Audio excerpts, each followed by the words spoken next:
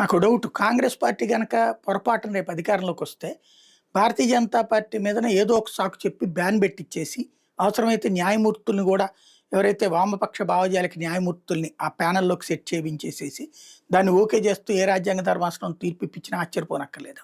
ఎందుకంటే ఇప్పుడు బంగ్లాదేశ్లో జరిగింది అదే, పాకిస్తాన్లో జరిగింది అదే, శ్రీలంకలో జరిగింది అదే, నేపాల్లో జరిగింది అదే. వాస్తవంగా మన 2019 ఎలక్షన్స్కి ముందు భారతదేశంలో కూడా ఇట్లాంటి ప్రయోగం చేశారు. కానీ మోడీ స్ట్రాంగ్‌గా ఉన్నాడు. ప్లస్ అధికారంలో ఉన్నాడు కాబట్టి కంట్రోల్ చేయగలిగాడు. లైక్ అప్పట్లో రఫేల్‌ని అడ్డుపెట్టి కొట్టాలని చూశారు. అంతకుముందు మోడీ మీదన గోద్రా ఇన్సిడెంట్‌ని అడ్డం పెట్టేసేసి నిషేధం పెట్టాలని చూశారు. బీజేపీని బ్యాన్ చేయాలని చూశారు. అట్లాగే ఆర్ఎస్ఎస్‌ని బ్యాన్ చేయాలని చూశారు.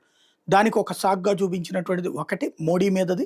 రెండవది మాలేగావ్ లాంటి పేలుళ్ళని తీసుకొచ్చేసేసి సాధ్వి ప్రాచి లాంటి వాళ్ళని అరెస్ట్ చేసి హిందుత్వ తీవ్రవాదం పెరుగుతుందంటూ దానికి కారణం ఆర్ఎస్ఎస్ అని చెప్పించి తద్వారా ఆర్ఎస్ఎస్ బ్యాన్ ద్వారా బీజేపీ బ్యాన్ చేసి దేశంలో ఇక హిందుత్వ శక్తులను అణచివేయడంతో పాటుగా కాంగ్రెస్కి ఎదురులేని పని చేయాలనుకున్నారు అప్పుడు.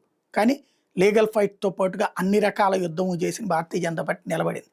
రాబోయే రోజుల్లో అది వస్తుంది. ఎందుకు ఈ మాట అంటున్నానంటే బంగ్లాదేశ్లో 2/3 వంతు మెజార్టీతో గెలిచింది హసీనా.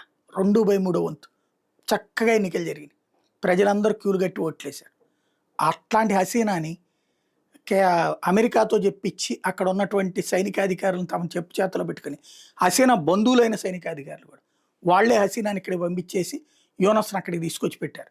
ఇప్పుడు ఫిబ్రవరిలో అక్కడ ఎలక్షన్స్ అట. ఫిబ్రవరి 12 బంగ్లాదేశ్ ఎలక్షన్స్ అట. ఈ అవామీ లీగ్ పార్టీని బ్యాన్ చేసేశారు. అంటే హసీనా పార్టీ పోటీనే చేయకూడదు. వీళ్ళు కోర్టుకు వెళ్ళినా కూడా ఆ కోర్టులో జడ్జీలు కూడా అవతల వాళ్ళకే అమ్ముడుపోయి ఉంటున్నారు. ఈవిడికి ఉరిశిక్షలు కూడా వేసేసారు.